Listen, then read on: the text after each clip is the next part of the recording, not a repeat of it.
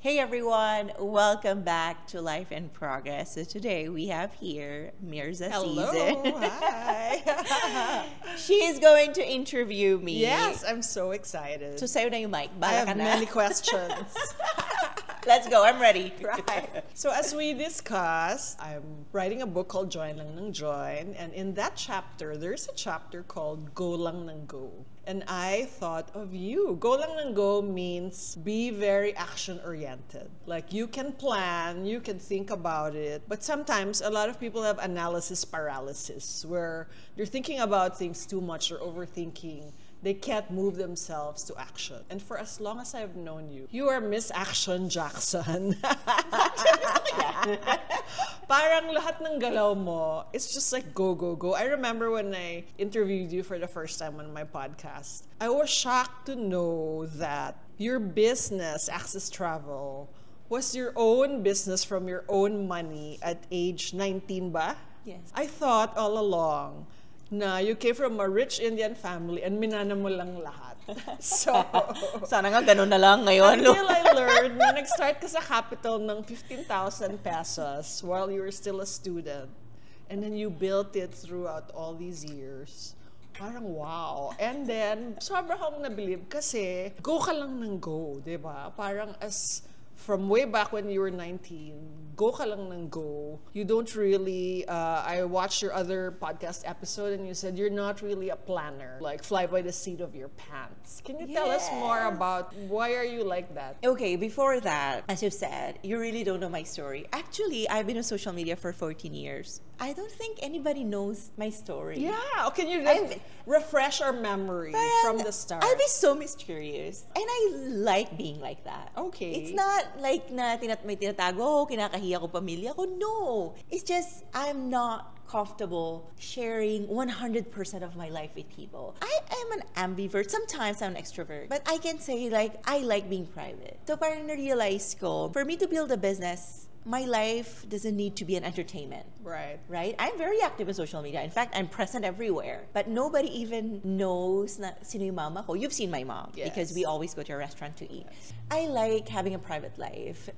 Pero madaming misinformation about me out there. So I started my own business. I was 15. 15, Nagbebenta okay. ako ng F4 merch nun. Oo. After nun, naging Havaianas, naging lanyards, naging Multiply, shoes, boots. I remember the Retail, lanyards. lahat. So yung Access, marami akong inambag doon. But I'm not gonna take the credit naman away from my parents and my mom na they also helped me somehow. Kasi ako naniniwala ako, responsibilidad naman nila ako eh. Diba? Sometimes I experience yung low-key shame lang, tinulungan ka ng magulang mo eh. Responsibility Trabaho nila yun. nila ako eh. Sila nagdala sa akin dito. So, I should never be shamed for my parents na gumawa ng good job nila and pinanindigan nila responsibilities nila hanggang dulo. Up to this moment, you know, I'm very close to my mom. And even up to now, my mom, ginagawa niya lahat ng responsibilities niya as a mother. So I'm very thankful for that. And I always mention my mom. So going back, ano yung secret ng go lang ng go? I got it from my mom.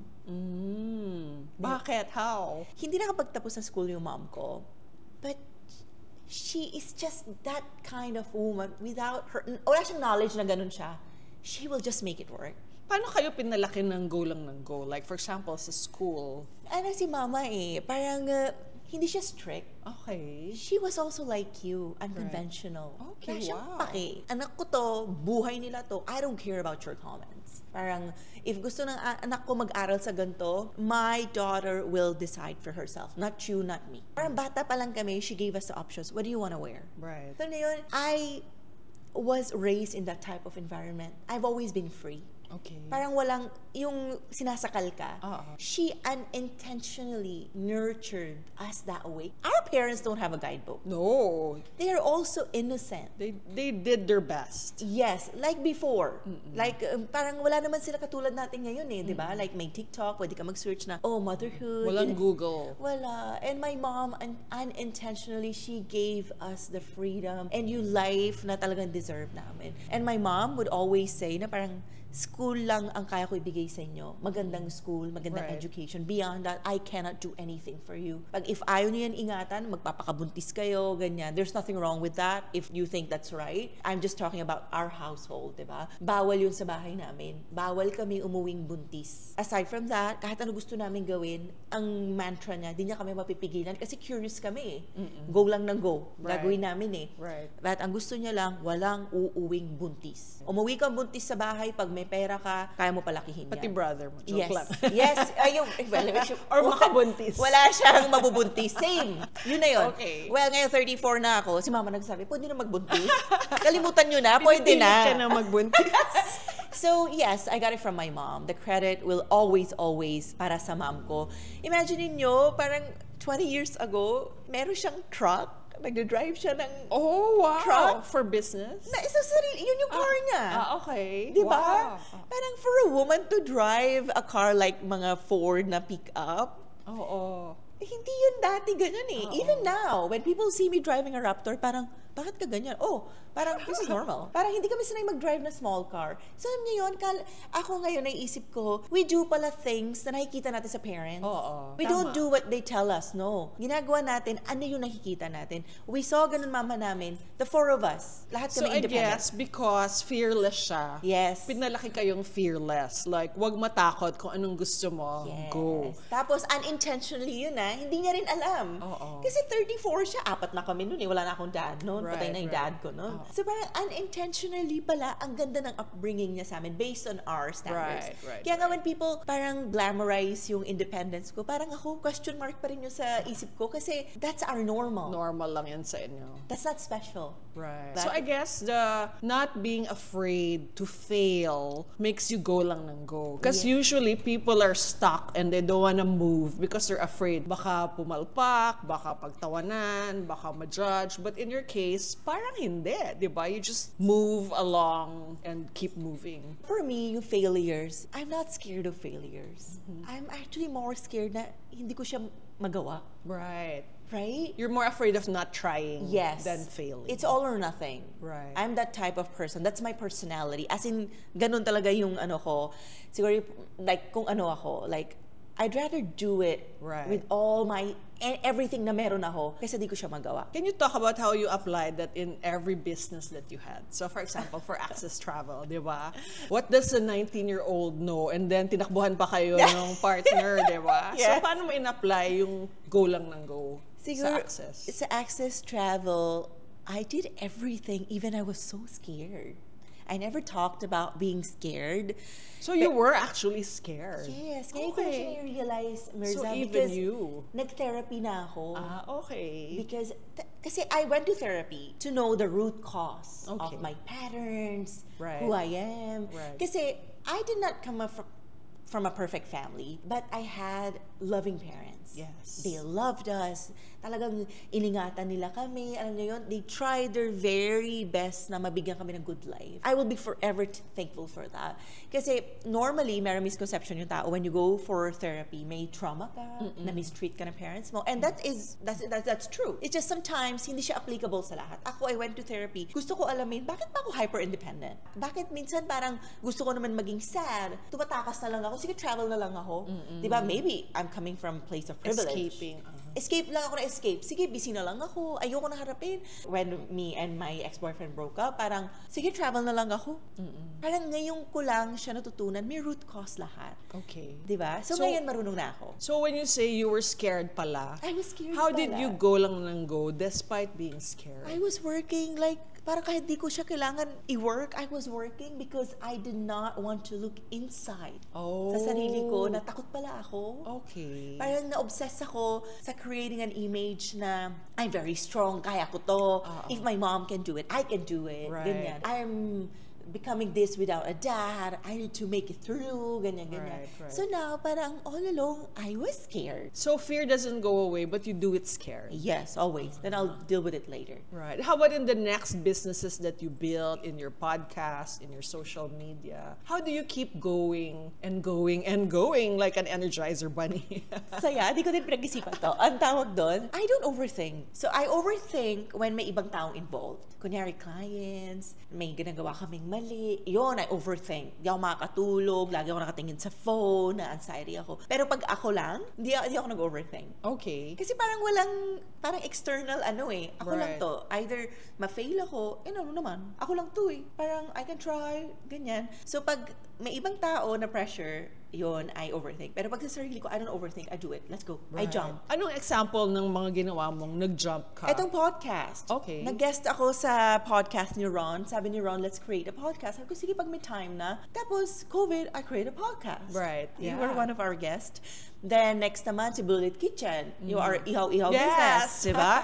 Bored lang kami na sister ko. Tapos, magbabayad na ako ng rent ng something. Sabi ko, oh my God, kapos ako ng pera. So, you were driving to Makati at 4 a.m. Yes. With the barbecue. Balik-balikan kami ng delivery. So, I guess, fear, siguro nandoon, pero yung circumstances talaga. Right. Yes. Tsaka, parang, what's the point of thinking? Right. If you can just do it, diba? If you fail, okay lang. Though, alam ko, hindi to applicable sa lahat. But sometimes, alam nyo yon, yung scarcity, you lack.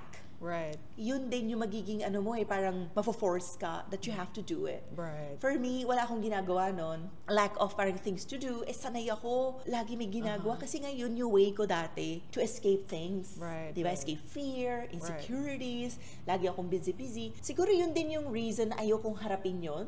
That's why I was, even COVID, I was just creating kombucha. Natutunan ko yun sa therapy. Sabi ng therapist ko, the reason why you're like that is, you don't want to face some things about yourself. That's why you like being busy because that's your escape. You like being productive. That's a sign of kung ano man na bad thing. For the depression, ganun ka mag-face ng anxiety. What a productive way to escape depression. I'd rather be like that kaysa nakamukmuk ako, nag-Netflix ako, wala akong ginagawa. So, ngayon, I try to observe myself. Totoo, when I'm sad, I work out 3 times a day. So, bumabalik pa rin yung patterns ko na I don't want to face it. I don't want to sit down with it. Pero ngayon natututo na ako. Actually, you cannot work out 3 times a day kasi may injure mo yung sarili mo. You have to sit down, you have to talk to yourself, and nangyayari, you have to learn how to be sad. Kasi feeling ko yun yung di ko natutunan almost my whole life. How to be sad properly. Kasi happy, we know we celebrate. Paano nga ba maging sad? We all feel sad, and there's nothing wrong about that. Sa Spain, siguro natutunan ko, I learned how to face my negative emotions, and now I'm free. Wow, like what? Look, I was struggling when I was dealing with something before we recorded, but I was... Yes. But before last year, may nangyari, alam ni Jen, may nangyari. Affected. I was panicking. I was like, oh my goodness. Ngayon, wala na yun. When something happens, galing. Anjali. You can regulate your emotions. Yes. Ngayon, I'm scared. While recording this, I'm scared, I'm angry, I'm frustrated. I can feel the pain na nagkamali kami, nung tao. But parang, wala na Tapos na, I can't do anything about it. Di ko na mababawi yung client. Wala na akong magagawa. It's over. So sometimes, instead of dwelling on things, we just have to accept. So tell me, di ba nag-MBA ka? Before nag-MBA ka, how did you know what to do and why were you not scared about all the moves that you made to build your business? Okay. And looking back, tama ba yung mga ginawa mo nung pinag-aralan mo na? Actually, okay, Miss Mirza. Mirza, not Miss.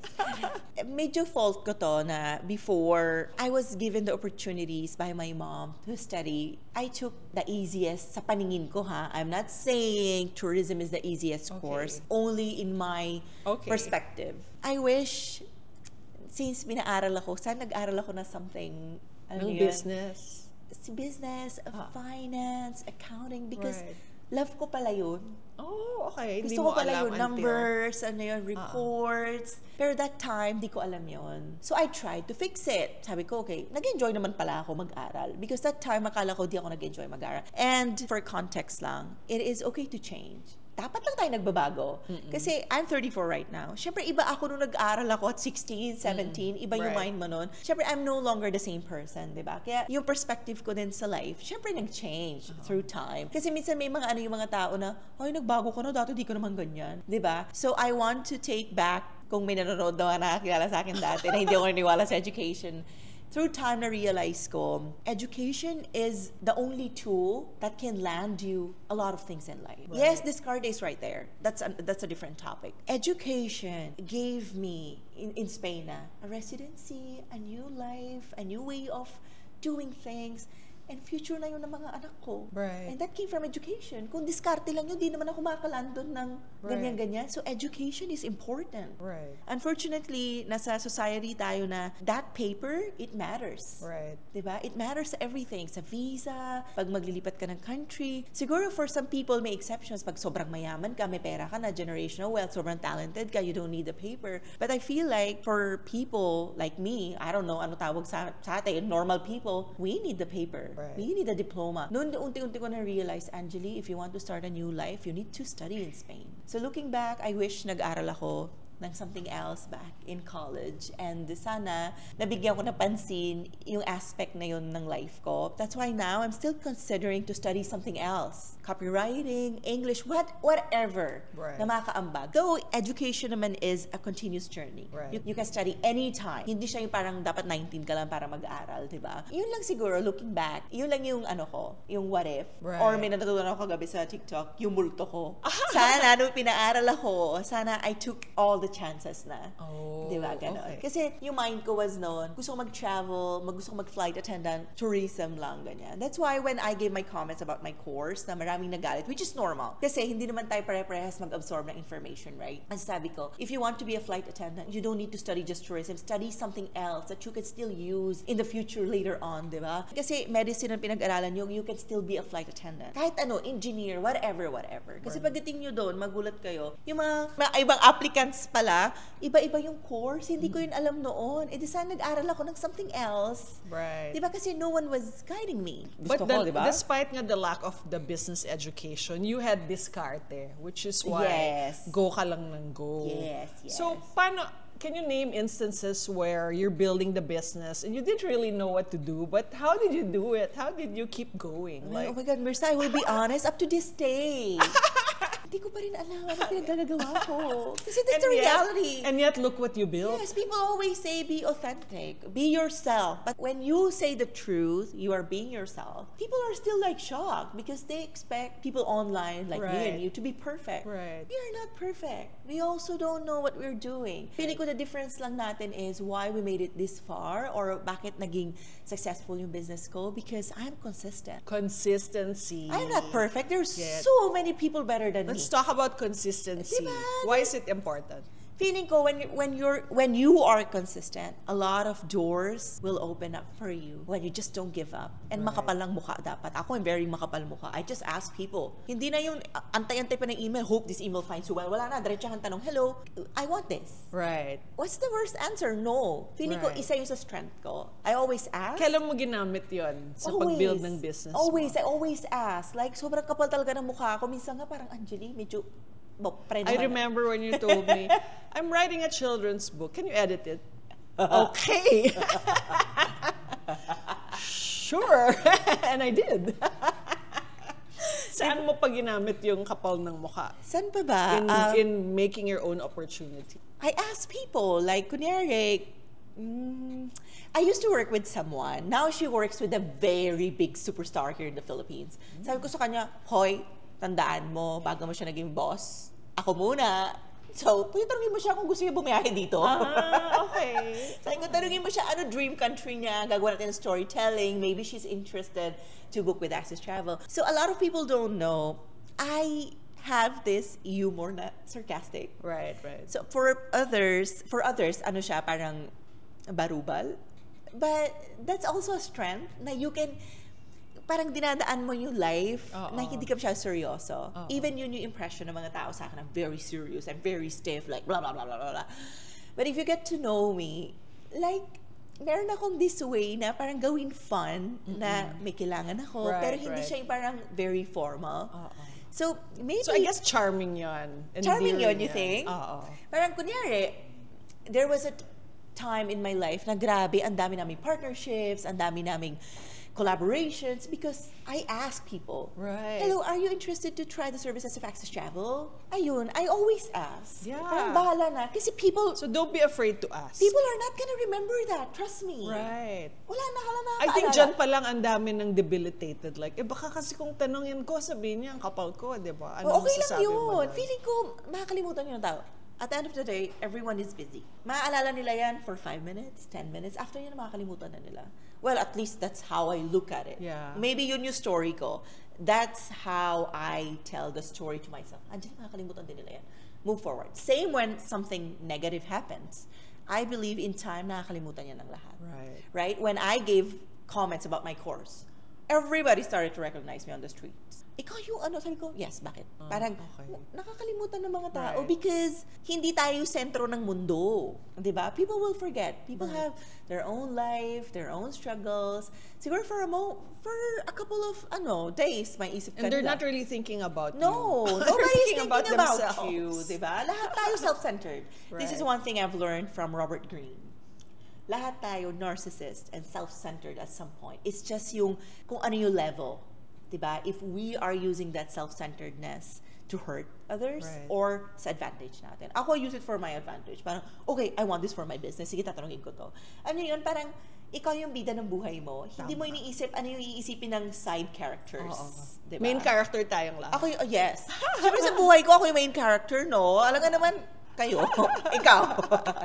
And speaking of main character, a big edge of Access Travel was really how you capitalized on social media and the influencers. And I remember that you told me it was Lorene Uy. Yes, I will be forever grateful to her. Kahit never na kami nag-uusap. Who was the turning point that made Access Travel really viral and known? How did you know her when you asked her? What's the story of Sana that? naalala ko pa. Okay, sana tama pa tong story ko kasi ganun ko siya naalala. Meron akong business before na parang skirts. Okay. I would send clothes. Kasi no time na yon, Multiply pag sinabi by mong bloggers, grabe. They were so reputable, Yes, credible. yes, yes. Wala pang influencers nun eh. There were just Before. bloggers. Parang 4 sila or 5. So credible. Pag na-post ka nila, business conversion agad. Diba? Ngayon kasi iba na eh. Diba? So, I would send stuff to her. Naalala ko, nagbabayad pa nga kami nun.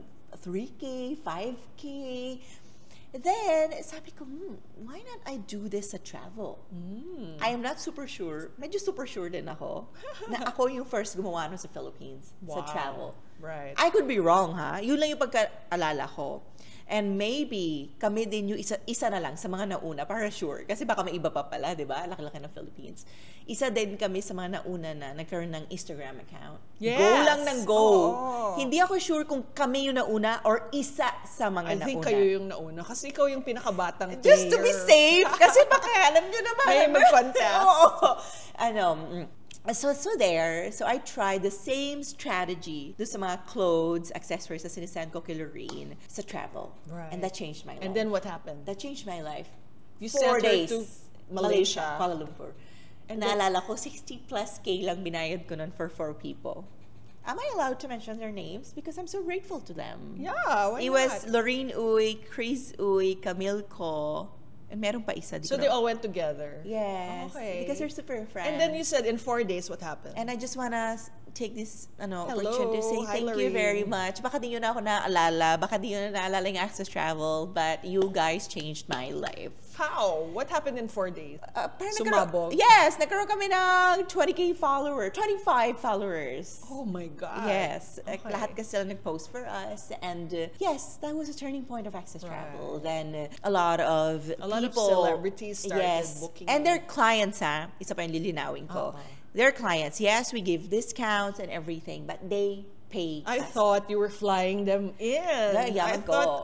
That's Ang yaman why, ko. That's why I thought you're from That's a the rich perception Indian you- family. Diba? That's the perception you create. I'm like, oh my God, all these actors and No. actresses, ang yaman nila. Paying clients Yes, pala. yes. Kasi may mga minsan misconception din. Pag artista, libre-libre lang. Nagbabayad sila. They're willing to pay for the services that they want to use. Maybe sa iba, yes. I'm not saying. But sa case ko, they've always paid. Kasi syempre, name din nila yon. Hindi naman Right. sila for libre-libre, di ba? We've had a lot of very good clients. I've learned from them. I've built my Access Travel with them. Some of them, they still travel with us. Pero private na lang. Hindi na Right. yung parang kailangan pa mag-post, ganyan. So, I'm very, very grateful na naging part siya ng journey na Access Travel. And yes, I think people still remember us that way. Yes. I remember also, kung kailan mo ginamit yung go lang na go, you said, I'm gonna live independently. And so you moved out, and then you had your own place, and then you decorated it, you showed everyone, and then boom, nanakawan. Right. Oh, yes, yes. Okay, so nangyari doon, that was our access office. Oh, okay. Yeah, o diba? I put my life out there, pero yung truth talaga, parang unless I share it, doon lang siya Right, lumalabas. right. That was our access office. But because COVID and everything, hindi kami kasya sa bahay. Kasi our house is very small. We never moved anywhere. Doon na kami nakatira for 20-something years na. 2 bedrooms. Lahat kami magkapatid na doon. Di kami kasya. So sabi ko, I'm just gonna move na lang doon sa To the office office. place. Okay. I-decorate ko. Since magagamit din naman yun pag bumalik na eventually yung office. So yeah, nangyari yun, unfortunately, and everything. And then next thing I know, I'm moving to Spain. Go lang nang go. And I'm like, hey, wow, I'm jelly. And even nangyari yung mga unfortunate events na yon, birthday ko yun, sabi ko, hindi ako magbumukmuk dito, mag-Africa ako. The next day na nangyari yun, I was in Africa. Wow. Ayan ang walang overthinking Wala talaga. na, go lang na go. Kasi ako lang yung nangyayari dun eh. Walang ibang taong involved. Right. Kaya nga, as I've said earlier, when someone else is involved, yun yung nagkaka-anxiety ko. When it's just me, Right. let's go. Diba? So, yeah, after nun, I realized, you know what? Life is so short. Siyempre, tao lang din ako. That time, I was angry. We all were. Yeah. During COVID, diba? Yeah. We were angry, frustrated, disappointed. Sobrang dami kasi nangyayari. Tapos sumabay pa yung ganon. Alam niyo yun, wala kang business. Tapos nag-try ka gumawa na something for yourself na wala pa. So, maybe, yun na yung signal ng universe for me. Minsan kasi ako naniniwala ako. Minsan si universe, it needs to hurt you to make you realize To wake you there are up. better things for you. So feeling ko, kailangan ako sakta ni universe ng ganong Kailangan level. kang sampalin. Yes, na Anjali, you are meant to live a bigger life. It doesn't mean my life here was bad. Laging may disclaimer. Yes, kasi alam ko na yan eh. Sabi nila, oh, so yung Philippines pangit, hindi po. I love the Philippines. My businesses are here. Automatic basher alert. Diba?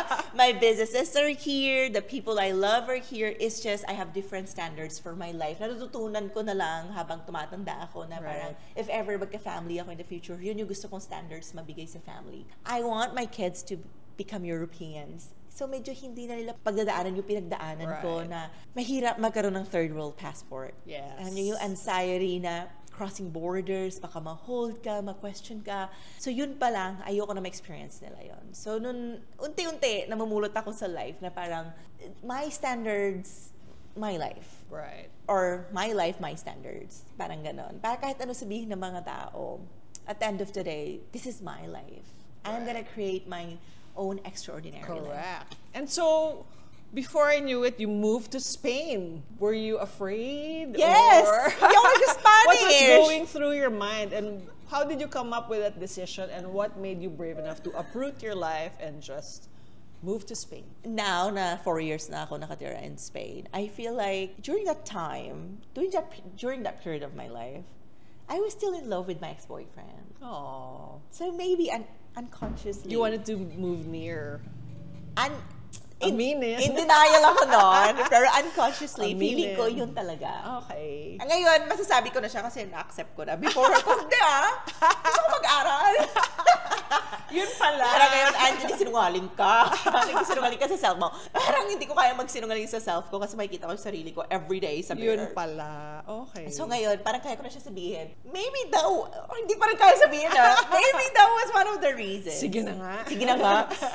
But yeah, parang, yes, maybe that was one of the reasons. Kasi I was telling earlier, ay sa mga teammates ko, ngayon na tumanda na ako, na-realize ko na parang, maybe he was the one during that time. Yes. But I am a different person now. Right. Maybe we have a lot of the ones. Right. Hindi lang isa yung the one natin.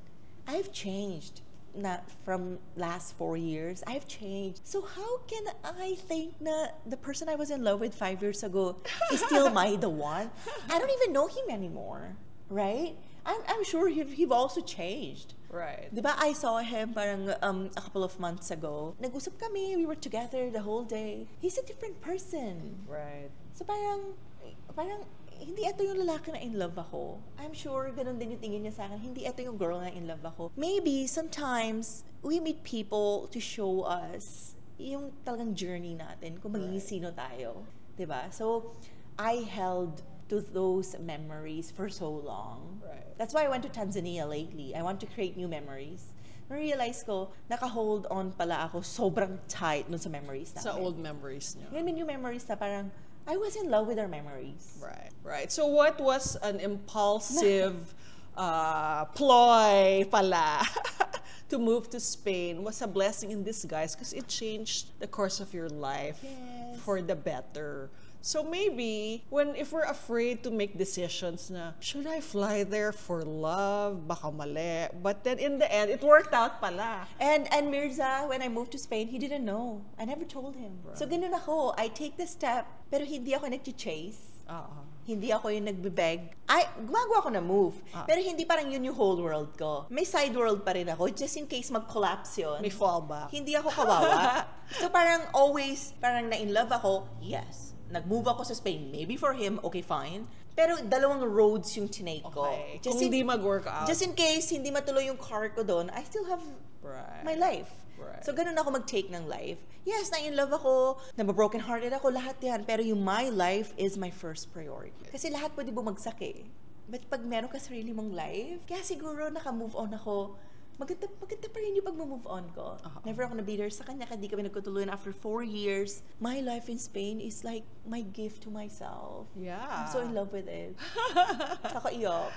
Diba, nakagraduate ako. I never ever imagined myself na mag-aaral at the age of 30, 31, makagraduate, magkakaroon ng... Mag-give ng TED Talk. Diba? Right. Never could I imagine for myself. Maybe sometimes we really have to go through a lot of bad things for us to experience yung mga breakthroughs natin. So would you say, I read somewhere that there are no wrong decisions, and the decisions you make will be the best decision for you, and maybe if you make a mistake, you can correct it. Do you believe in that?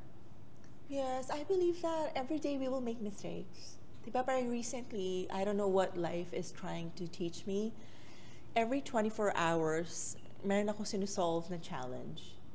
Sa business mo? Sa business ko. And I'm losing a lot, I'm also gaining a lot. Right. So I don't know I'm not saying why this is happening to me. No, I'm just taking it one challenge at a time. Anjali, let's go. Even 14 years na ako nasa business ko, we do the same things every day. May mistakes pa din. Why? Hindi kasi ako lang yung involved. Lumaki na yung team namin. There are so many people involved now. So kahit hindi ako yung magkamali, yung mistakes sa mga kasama ko, ako pa din sasalon yan. Right. So it's just a learning process. What's your advice for people who are so paralyzed by fear na hindi silang makago lang ng go? Can you give me like your top 3 tips? Okay, lately, medyo nakakatawa to. And I love speaking Tagalog lately, if I notice mo. So, hindi ko nga alam yung meaning ng barubal. Barubal, I just learned it lately. Slang ba yan? Barubal. Or... Parang, ano ba? Basta barubal is barubal. Parang di ko ma-explain. Anyway, so my first tip is, if you want to live a good life, don't look back. Like once I was 17, I'm 34 now. Right. I take my life this way. One day, 90 na ako. Ay, 34 pa lang ako. Tama. May 60-something years pa. So I'm still very young. Yeah, actually. So I look at my life that way. Kasi minsan, parang, kanina ko ba ito napakinggan? No, I read it in a book. Tuesdays with Maury. Okay. Parang minsan daw, it's normal na, I hope I'm right no sa reference ko. Sa dami ko binasa. Parang sabi niya, you will always feel miserable. Ito lang yung context. Kapag nakatingin ka sa mga bata. Or si Robert Greene. I'm sorry, hindi ko na maalala. Basta yun. That's why you live your life like that. May 60 years pa ako. Sobrang bata ko pa. That's my first tip. Okay, if you're feeling na behind na kayo, it's too late. Hindi ko alam, ano ba meron din sa culture natin? Yung 30, parang katapusan na ng mundo. Oo nga. Diba? Parang, sa Europe, parang na-realize ko, they do everything na ma-extend yung singlehood. Na pag-enjoy ng life and everything. You know that. Yeah, right. Dito parang gusto na magpatali, 24, 25 pa lang. Though hindi lahat nagbabago na. So second naman is, a lot of people are scared to do things alone. Yes. Lagi, safe ba yan? Maayos ba yan?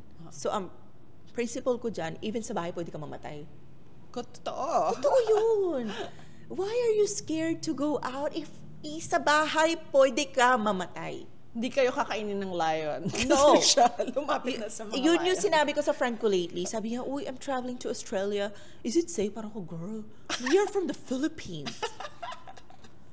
It's more unsafe here. Yun yung sinabi ko sa kanya, you're going to Australia. Sabi niya, safe ba yun? Sabi ko, girl, pwede ka mamatay sa bahay. Pwede ka mamatay Totoo. anywhere, kahit sa kotse mo. So go, live your life, right?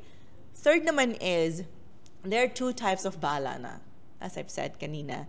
First bahala na is ginawa mo, yung outcome nun, parang bahala na. At least ginawa ko, tapos na, adios. Ganun ako pag may gusto ko confront na tao, sinasabi ko na bahala na. Tapos babalikan ko yung message after 1 day, pag nag-reply na. Parang yun yung bahala na. May anxiety involved yun. Kasi kinakabahan ka, ano isasagot sa'yo, di ba? So yung next naman is, wala kang ginagawa, bahala na. Mas long-term anxiety yun. Tama. Every day, ina-anxiety ka, kakatamad eh, sige, bahala na. So I'd rather deal with the short-term anxiety. Right.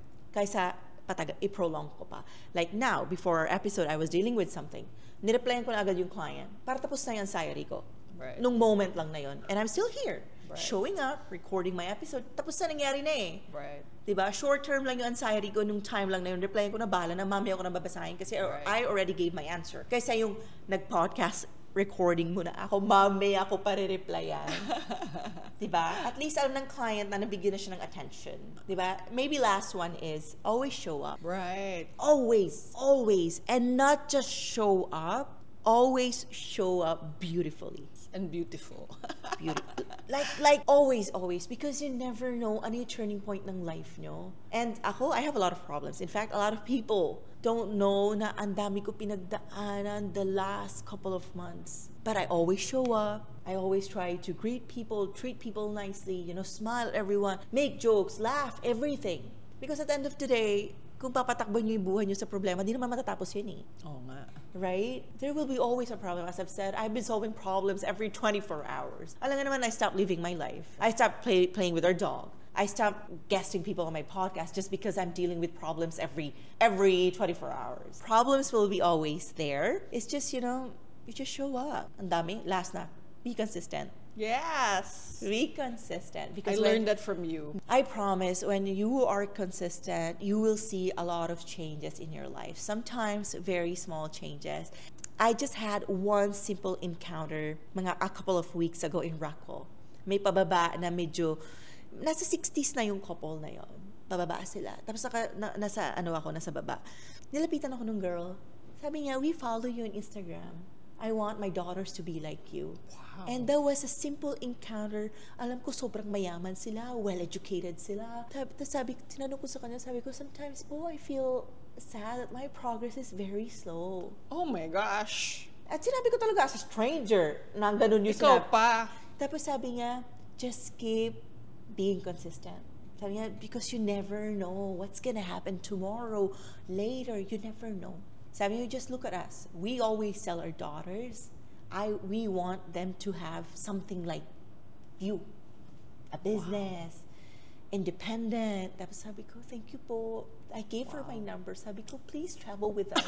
Come on. I will be the one to Still assist asking. you with your trips. Wow. Sabi niya, yes, one day. Amazing. Sometimes for us, walang progress, but there is. There is. Kaya nga. Kaya. I remember yung consistency. You wanted me to guest on your podcast. And then, so I showed up on Zoom. Wala ka pang room to do it. You're in school. You're looking for a classroom. I'm like, podcast ba ito? And it was live. I think it was Ano live. babaeng to? And I'm like, talagang consistent siya. Kahit kung ano man yung obstacle, wala akong lugar para mag-record. Wala akong place. Classroom lang pala. May kumakatok pa. May kumakatok pa. 5 years na yung podcast. 5 years na. Congratulations. Wala pa rin ako nakikita masyadong growth. But It's growing. As you've said earlier, I mean, may growth na pala kasi nag-viral yung isang video. But it's not like yung growth na ibang tao. Siyempre tao lang din ako. can't Sometimes, compare. diba? Right. Kahit hindi ako yung ganun na tao because I've learned recently lang, I've read this somewhere na life-changing. Alam ko pa tapos na yung episode. Confidence is not thinking that you are above others. It's about you not comparing yourself with others. That is the real confidence. That's right. You are so confident sa journey mo, sa sarili mo, that you don't look at other people's gardens na may mas greener doon. Life-changing. That's it. I think that's the best way to end it. Yes. Thank you so much, Miss Angeli. Iyak na ako ngayon. Balik na tayo sa pag-solve ng problems. Back to life. That's all, guys. Thank you so much. Bye.